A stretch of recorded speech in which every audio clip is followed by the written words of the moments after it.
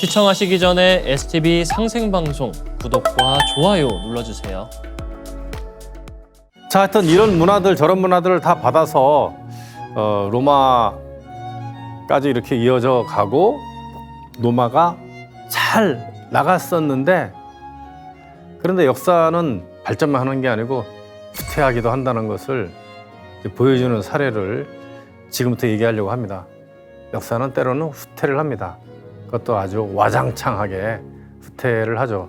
그러니까 로마 하면 이제 팍스 로마나라고 하는 시기가 있었습니다. 팍스 로마나.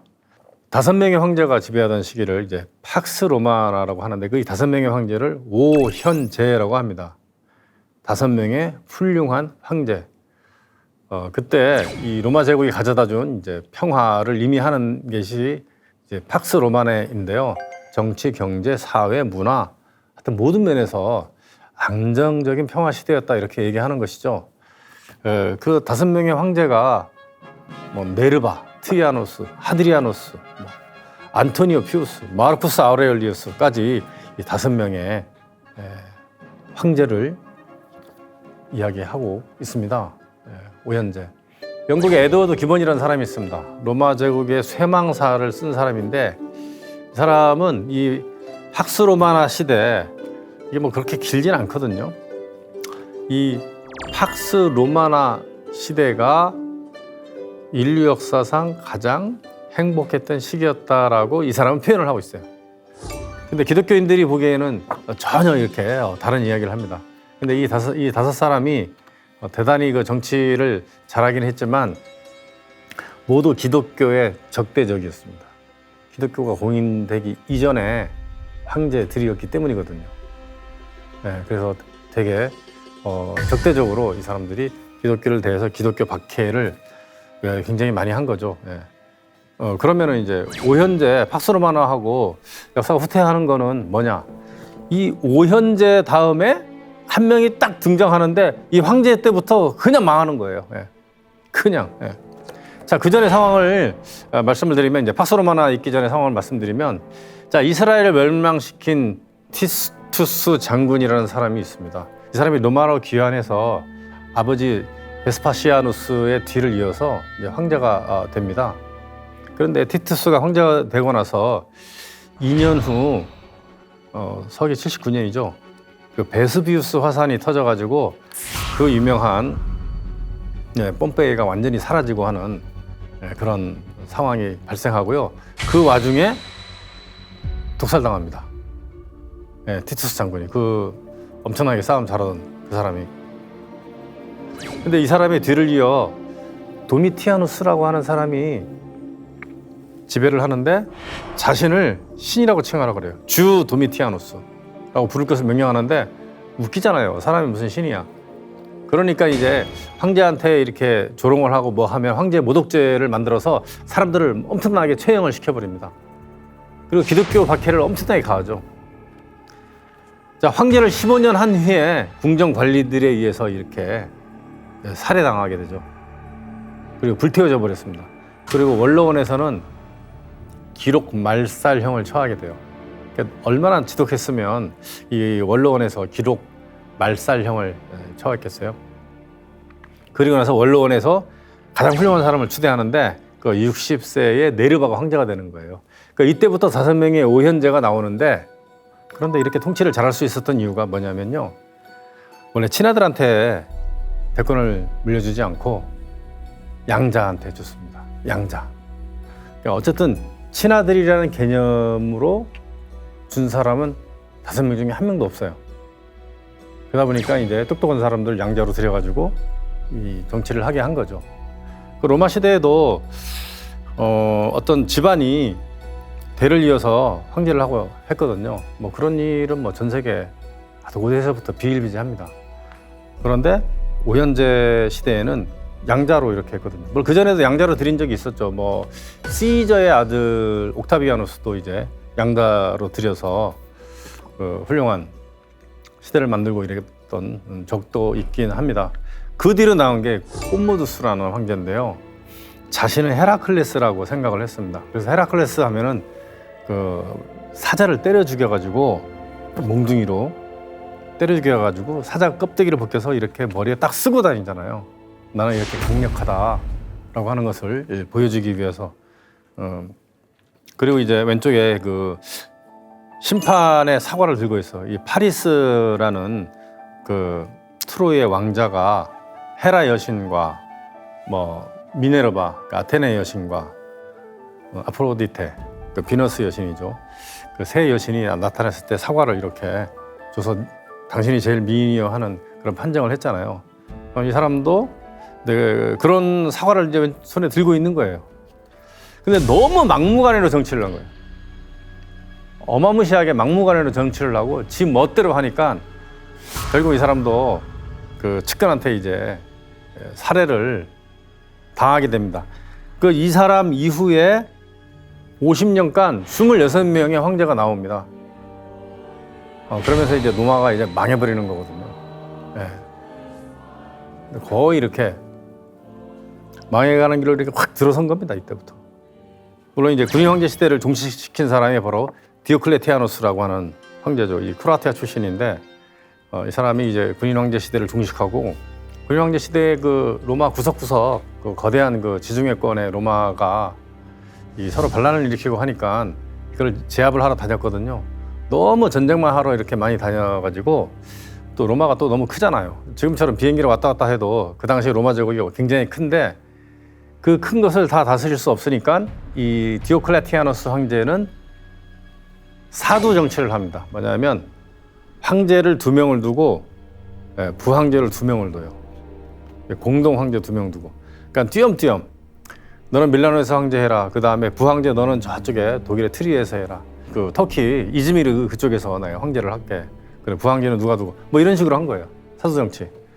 사두 정치도 이렇게 문제가 많으니까 결국은 사두 정치를 마무리하고 단독 그 황제가 된 사람이 그 유명한 콘스탄티누스입니다. 이 콘스탄티누스가 동로마 서로마를 이렇게 나눈 장본인이 되는 거죠. 본인이 나누고 싶어서 나눈 게 아니고 디오클레티아누스라는 그 황제 밑에서 그 군인을 했던 이 콘스탄티누스는 세상을 다 돌아다녀 봤을 거 아니에요.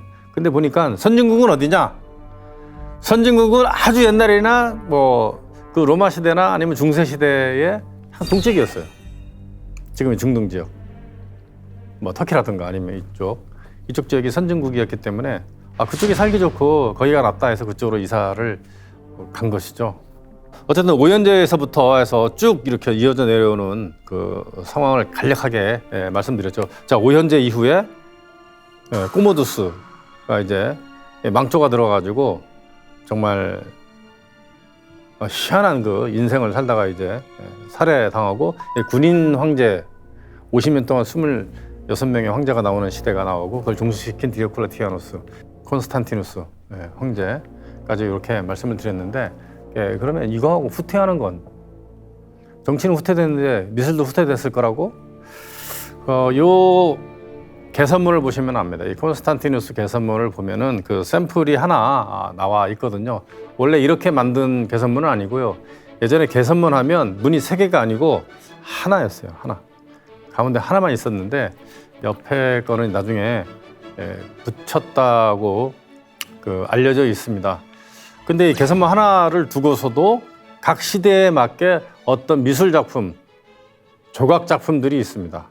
그러니까 트리아누스 황제 때 만들어진 것을 나중에 콘스탄티누스 대제가 이제 마무리를 한 거죠. 근데 이제 제가 이렇게 하드리아누스 황제 다음에 한 200년 뒤에 콘스탄티누스가 거기에 뭔가를 새겼는데 보면은 정말 애들 장난 같아요.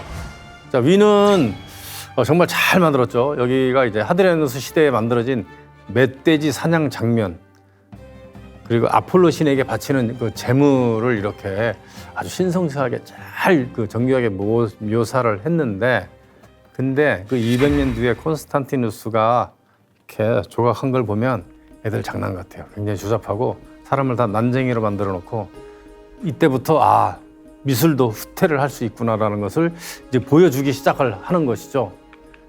자, 미술이 연결이 안 되고 사라지죠. 왜냐하면 기독교 시대에 성상 파괴 운동을 하면서 더 이상 조각도 그림도 뭐 이런 걸 제대로 만들지 않고 그냥 성경 속에 있는 내용만 딱 전달하면 돼 하는 그런 만화와 같은 그림을 그리던 시대가 있었는데 그러다 보니까 단절이 된 거죠.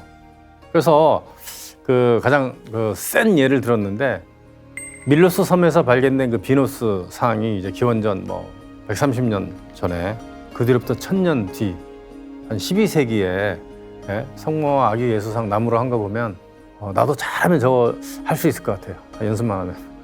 그 정도로 완전히 단절돼가지고 미술이 완전히 후퇴된 것이죠. 그러니까 중세는 이제 저런 모습을 가져 있어요. 뭐 저런 것 때문에 뭐 암흑기다 하는데 그런 것보다도 어쨌든 찬란했던 과거의 어떤 그 눈에 보이는 그런 모습보다 좀 못해 보여서 뭐 암흑기다 이렇게 얘기하기도 합니다. 자, 그래서 어쨌든 그리스도교가 로마를 정복을 합니다. 그리스도교가 로마를 정복을 해요. 그래서 이제 기독교 시대가 되는데 어떻게 보면은 그 예수 그리스도를 빼고는 기독교가 특별한 게 없이 보일 수도 있습니다. 학자들이 그렇게 얘기를 하죠. 왜냐하면 이미 그 전에 다 있었던 거를 기독교는 그대로 그냥 차용해서 그대로 그냥 자연스럽게 연결을 했기 때문에 그렇다라는 거죠. 그러면서 이런 예를 들죠. 이 창조 신화는 이제 아시리아에서 이미 나와 있던 것이다. 그리고 그리스도의 죽음과 부활은 시리아에서 아도니스의 죽음과 부활하고도 같다. 그리고 이제 그리스도의 부활이 로마의 아티스의 부활을 본뜬 그 모조품이다 라고 얘기하는 사람도 있습니다. 아티스 신도 이제 죽었다가 깨어나는 신이죠.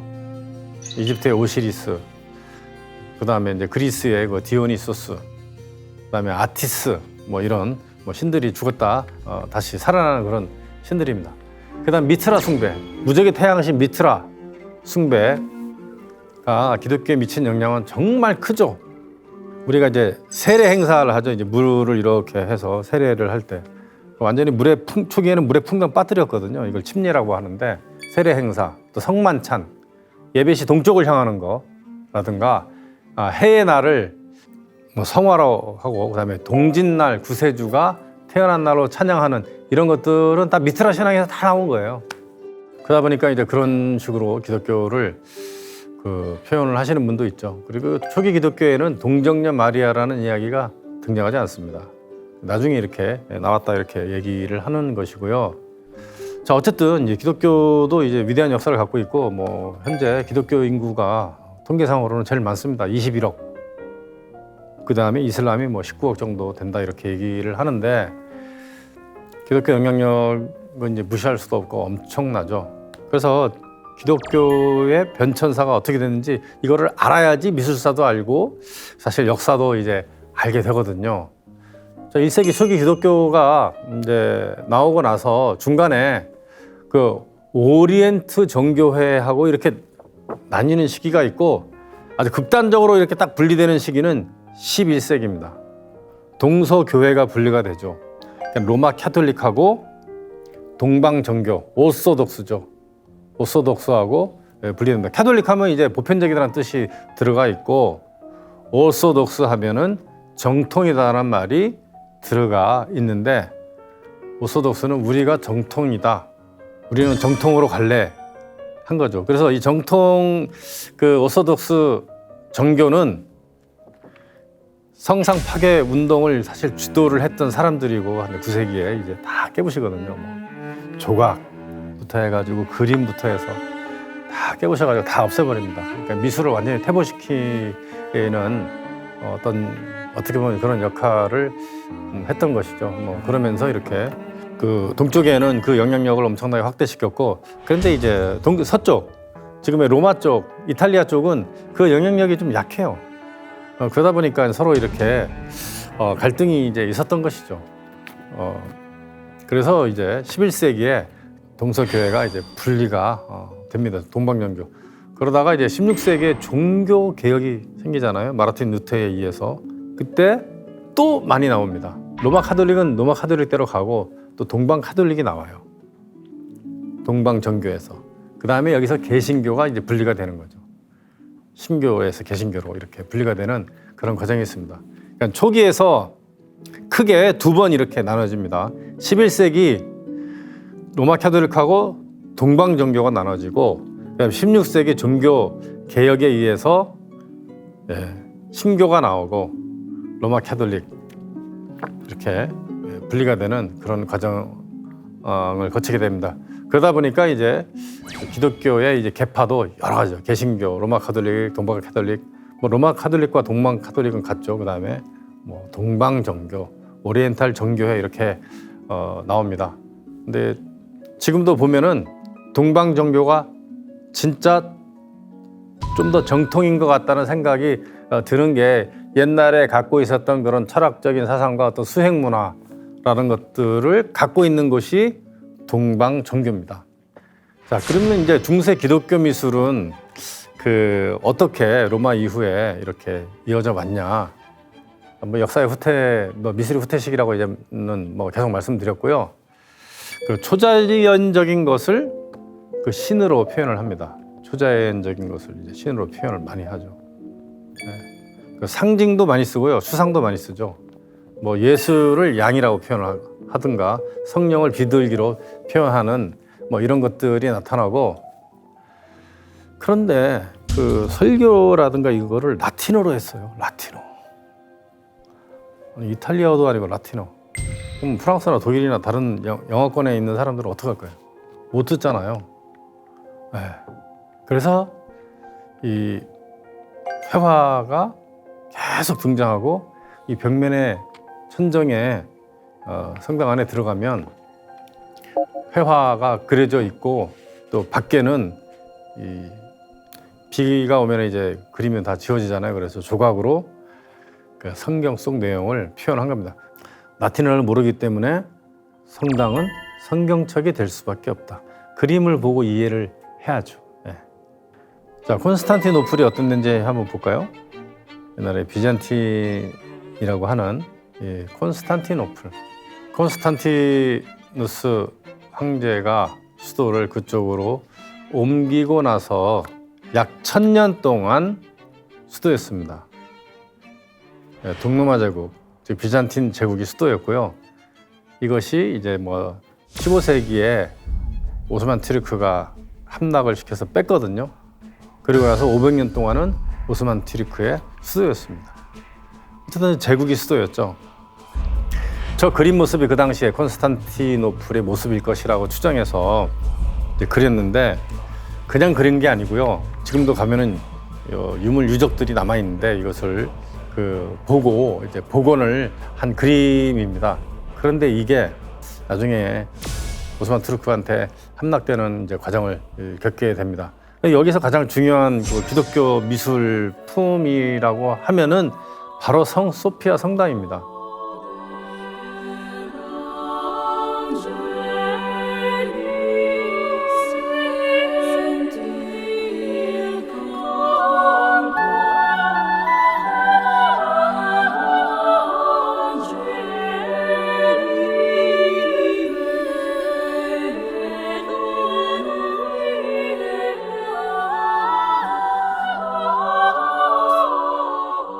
하기 소피아라고 합니다.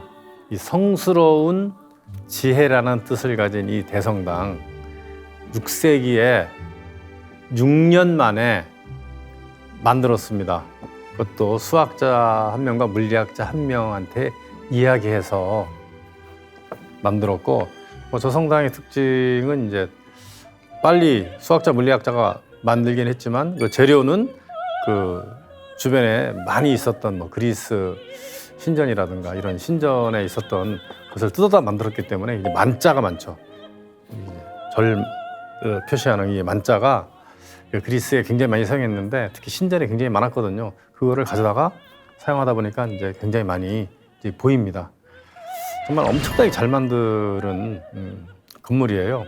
그 당시 저렇게 높은 건물을 만든 적이 없기 때문에 건축하는 사람이 지을 수 있는 능력도 안 되고 해서 수학자와 물리학자를 동원해 가지고 높이 이렇게 올렸는데, 그 높은 그 돔은 아주 얇은 돌로 이렇게 쌓아 가지고 길게 만들었지만 그래도 무겁잖아요. 그래서 이 무거워서 이렇게 돔이 양 옆으로 이 무게를 자꾸 줘가지고 이 무너지는 것을 방지하기 위해서 돔 옆에 반원형 돔이 또 있고 그 반원형 돔을 받치는 돔이 또 있고 하는 형식으로 이렇게 만들었습니다. 높이가 55m예요. 굉장히 높죠. 가보면 진짜 이거 되게 높다. 그 웬만한 유럽에 있는 성당을 가더라도 55m 되는 거는 찾아보기가 굉장히 어렵거든요. 뭐 아주 높아야 뭐 한 40m 정도 되는데 55m, 한 20층 높이.